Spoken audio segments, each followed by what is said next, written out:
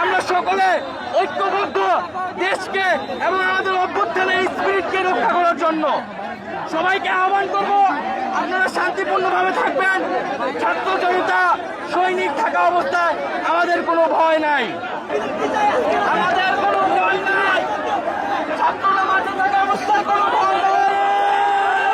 আজকে প্রধান উপদেষ্টা জাতির উদ্দেশ্যে ভাষণ দিয়েছেন, সবাইকে ধৈর্য ধরার আহ্বান জানিয়েছেন। আমরা বৈষম্য বিরোধী ছাত্র আন্দোলন রাষ্ট্রের সব বৈষম্য দূর করার জন্য এসেছি, কিন্তু সবাইকে ধৈর্য ধরতে হবে। অস্থিতিশীল কোন পরিবেশ তৈরি করতে চাইলে সচিবালয় ঘেরাও করে জিম্মি করে কোনো দাবি আদায় করা যাবে না।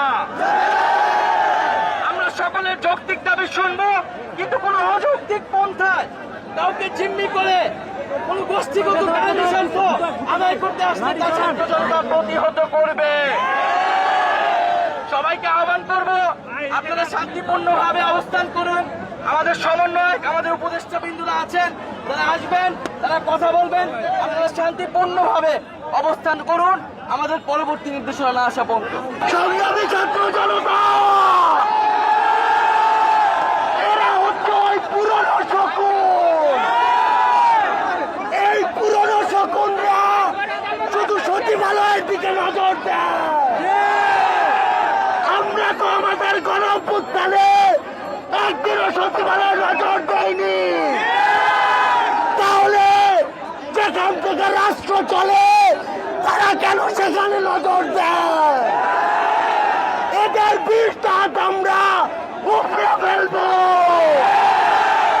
আজকের পর থেকে কাউকে যদি সচিবালয়ের চারিদিকে দেখা যায়, তাদেরকে ছাত্র জনতা দেখে নিবে।